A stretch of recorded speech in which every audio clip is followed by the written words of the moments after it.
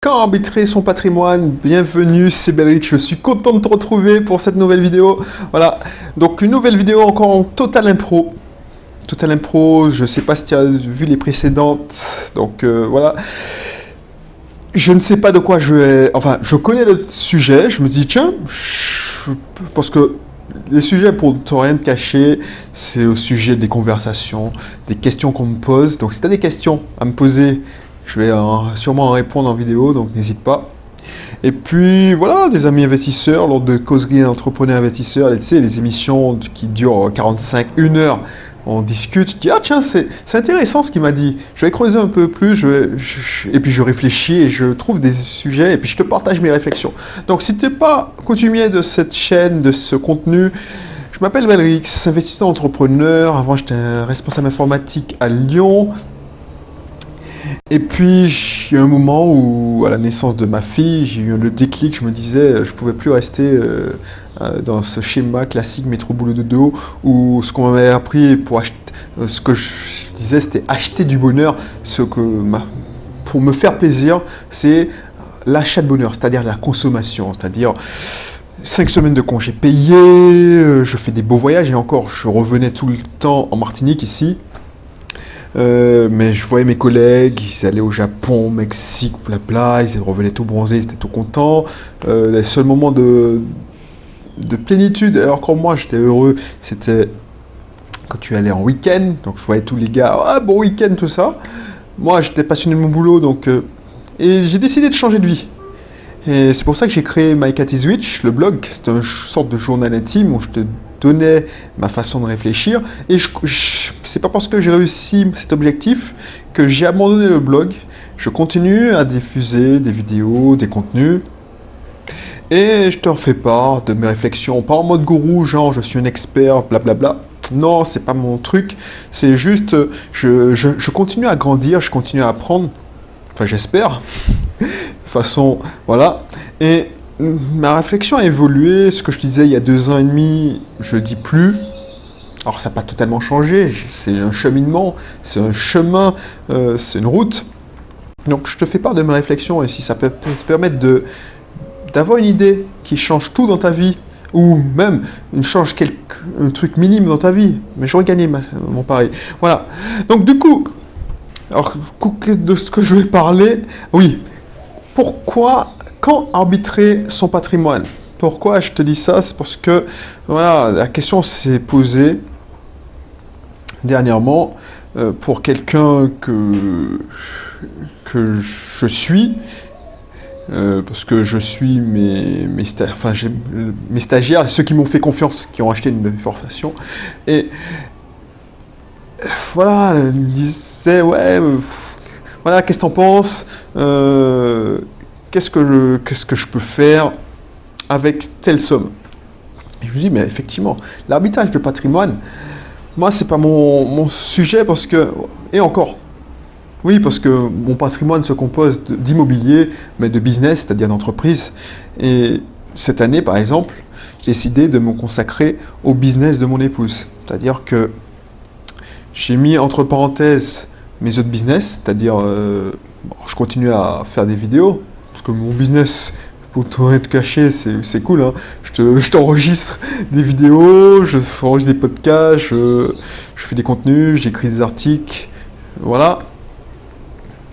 Donc ça, je peux le mettre enfin, par stand-by, je le fais. C'est une sorte de thérapie quand j'enregistre des podcasts, des vidéos. Ça me fait déjà travailler mon intelligence, puisque voilà, je réfléchis, parce que j'ai pas de collègues. Maintenant, j'ai plus de collègues, donc je suis obligé de réfléchir à tout ça. Et si j'ai pas ça, alors c'est pas mon truc de regarder la télé, mais voilà, voilà. Un arbitrage de patrimoine, c'est quand, par exemple, tu es coincé, te dis bon, j'arrive, le banquier te dit, ben, on ne peut plus vous suivre là, en tant que particulier, on ne peut plus vous suivre, tu veux investir dans l'immobilier, tu veux, je sais pas moi, tu veux acheter un immeuble de rapport, tu veux faire un énième investissement, et on te dit, ben non, c'est mort, hein, on ne vous suit plus là. Donc du coup, tu es obligé d'arbitrer, tu es obligé de vendre. Autre raison dans l'arbitrage, c'est que tu as une cassure dans ta vie, c'est-à-dire que je sais pas, je te le souhaite pas, mais tu te sépares de ton conjoint, voilà, et tu es obligé d'arbitrer. Vous voulez refaire votre vie, et tant que vous avez ce bien en commun, tu sais que tu as une boucle ouverte dans la tête. Donc, tu es obligé d'arbitrer. Troisième solution, c'est que ça ne t'intéresse plus. Tu as toujours un bien qui te pourrit la vie. Alors, moi, j'ai un bien en tête. Tu as toujours un bien où tu sais pas pourquoi. Alors, c'est peut-être dans ma tête, c'est moi qui attire ça, mais il y a toujours un bien, tu as toujours une casse, tu as toujours les locataires à problème, tu as toujours... Alors, tu ne sais pas pourquoi. Ben, tu dis, bon, c'est quoi ce bien-là, il me fait chier, j'arbitre. Ou tout simplement, tu dis, bon, ça ne m'intéresse plus. Par exemple, là, ça ne m'intéresse plus de faire la location saisonnière. Ben, je vais me prendre la tête, je vais pas me prendre la tête, je vais faire de la location meublée. Donc tu dis, bon, et là tu arbitres. C'est ça l'arbitrage. C'est quand tu as envie de changer de cap. Pas sans changer de stratégie, tu restes dans l'immobilier, mais tu dis, bon, je change de cap, je change de tactique, donc je me débarrasse de toutes les locations saisonnières et je fais de la location meublée. Je rassure-toi, c'est pas mon cas, parce que je suis sur la location saisonnière et la location meublée. Mais la question s'est posée. Ou plus, par exemple, je sais pas moi, je prends le cas de ma sœur, par exemple, elle a dû arbitrer. Elle a fait un achat-revente parce que elle a obtenu une mutation. Donc du coup, elle changeait de région. Ben, elle a été obligée de revendre son appartement en Guadeloupe, par exemple. Elle a arbitré. Donc, elle a repris cet argent et elle a placé autrement, en faisant d'autres investissements à Toulouse et à Bordeaux, pour la petite histoire. Donc voilà, c'est là qu'on a besoin d'arbitrer. Après, ce que j'en pense, c'est que il y a d'autres solutions. Il y a d'autres solutions. Tu peux arbitrer aussi pour, je sais pas, pour préparer ta succession. Tu as des biens en nom propre. Tu te dis, bon, des biens en nom propre, je préfère mettre ça sur une SCI. Donc, tu fais ta SCI et soit tu vends à la SCI ton bien, soit tu dis, bon, ben, je l'apporte à la SCI et ça te donne, c'est une sorte d'arbitrage. Là, je te rappelle, je suis en train d'improviser, donc peut-être que je dis n'importe quoi. C'est quand je vais faire le montage que je réalise ce que je dis. Et encore, je pense que pour ces impros-là, je ne fais plus le montage. Donc voilà. Donc je pense que je vais pas faire plus de montage, ça me saoule de faire du montage. Voilà, donc voilà, c'était tout pour aujourd'hui. Je sais pas si tu as compris ce que j'essaie de te dire. Quand arbitrer, c'est parce que soit tu es bloqué financièrement, voilà, tu es bloqué financièrement, on ne peut plus te suivre, tu n'arrives pas à te faire financer.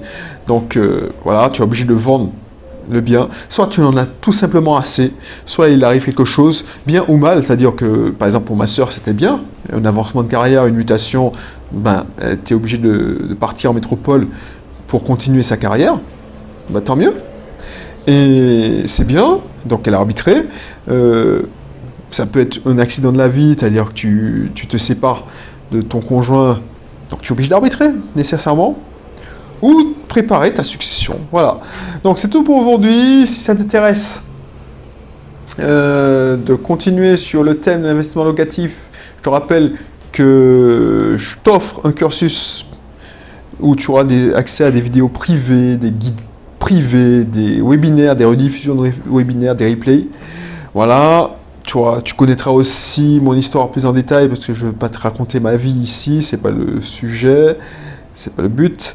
Et puis, si tu as apprécié cette vidéo, n'hésite pas à la partager. Et à bientôt pour un prochain épisode. D'ici là, porte-toi bien. Allez, bye bye.